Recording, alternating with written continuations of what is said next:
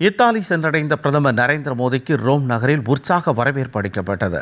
விமான நிலையத்தில் இத்தாலியின் துணை பிரதமரும் வெளியுறவு மற்றும் சர்வதேச ஒத்துழைப்புத்துறை அமைச்சருமான ஆண்டோனியோ தஜானி பிரதமரை வரவேற்றார். இன்று பிரதமர் நரேந்திர மோடி இத்தாலி பிரதமர் ஜியார்ஜியோ மெலானி மற்றும் அதிபர் செர்ஜியோ மாட்ரெல்லா ஆகியோருடன் பேச்சுவார்த்தை நடத்தவுள்ளார்.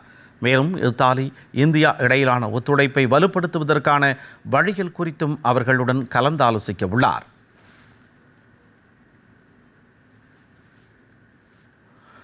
இந்தியா இத்தாலி இடையிலான ஒத்துழைப்பை வலுப்படுத்துவதில் தனது பயணம் முக்கிய கவனம் செலுத்தும் என்று பிரதமர் நரேந்திர மோடி தெரிவித்துள்ளார். இது தொடர்பாக அவர் வெளியிட்டுள்ள சமூக ஊடக பதிவில் இந்தியா மத்திய கிழக்கு ஐரோப்பா பொருளாதார வழித்தடத்தின் மீது சிறப்பு கவனம் செலுத்தி இரு நாடுகளுக்கும் இடையிலான ஒத்துழைப்பை வலுப்படுத்துவது குறித்து தனது இத்தாலி பயணம் மையப்படுத்தப்பட்டிருக்கும் என்று குறிப்பிட்டுள்ளார்.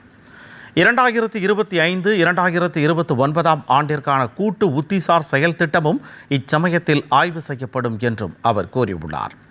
பலதரப்பு ஒத்துழைப்பு மற்றும் உலகளாவிய உணவு பாதுகாப்பு ஆகியவற்றின் மீதான இந்தியாவின் உறுதிப்பாட்டை வலியுறுத்தும் வகையில் ஐக்கிய நாடுகள் சபையின் உணவு மற்றும் வேளாண்மை அமைப்பின் தலைமையகத்திற்கும் தான் செல்ல இருப்பதாக பிரதமர் தெரிவித்துள்ளார்.